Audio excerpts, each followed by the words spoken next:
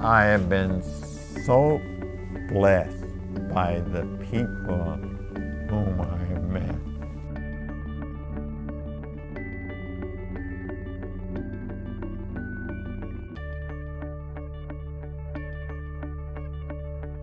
Have I told you the story of how I met Thomas Merton, the wonderful week I spent with him?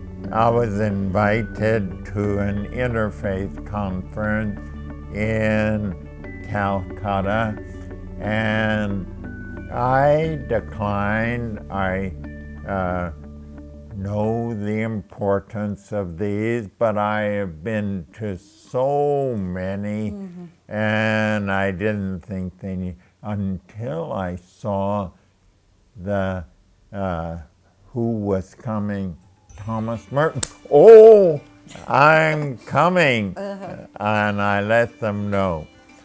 Well, it was to begin with a social in the backyard of a hotel we were staying in, and I got down at 5 o'clock when it was to begin, and there he was at a table sipping his soft drink.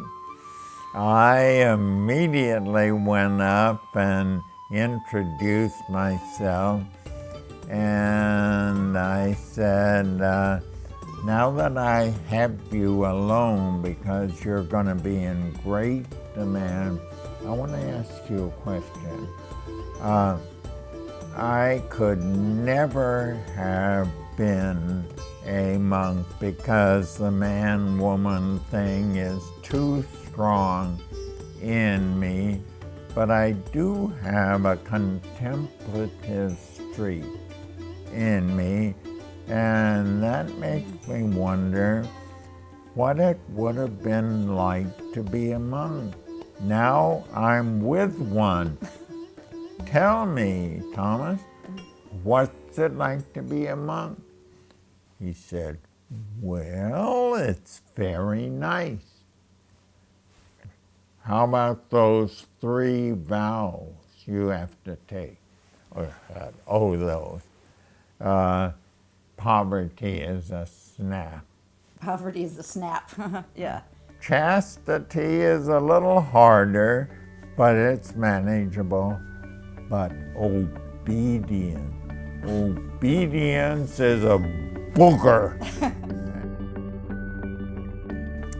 His statement was the last of the conference, and he said, I have to say I feel rather uncomfortable in this clerical garb, which seems like a disguise to me.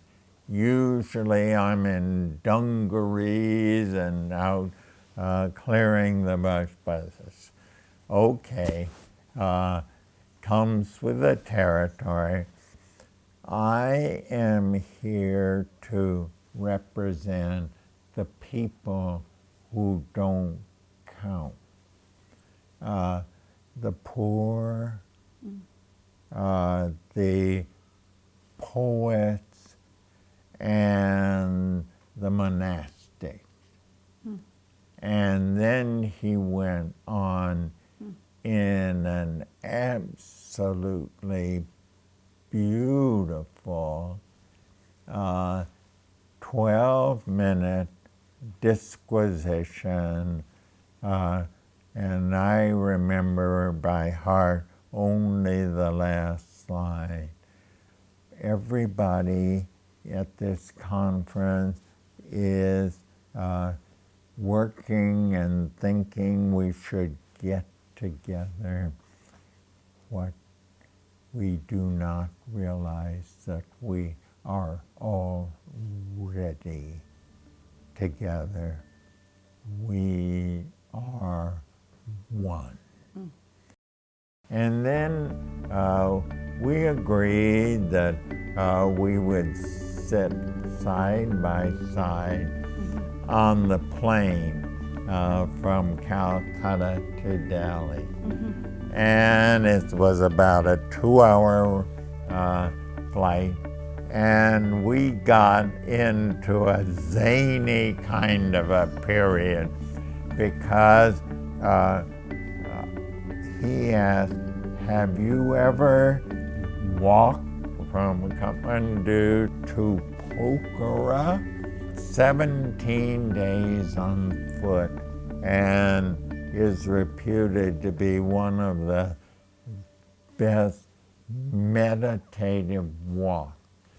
And then Tom and I got into this zany move, and he said, I'm going to wire my superior, defrock me if you must, but I'm going to walk from Kathmandu to Pokhara. And I said, and I'm going to wire my wife and said, divorce me if you have to, but I'm going to walk from Kathmandu to Pokhara. And so we were in this totally unreal but jazzy fun place. And then when we landed, why, we embraced each other, and I went north to the Tibetan, and he went south to his death. Very sad. What a wonderful man. Not just a monk, but a recluse, you know. He lived in a little shack. Yeah. And I quizzed him about, what's your day like? And he said, well, I get up early, about 4 o'clock, and I pray for an hour. Then I turn to breakfast, and I stir up an omelet, singing to the skies throughout.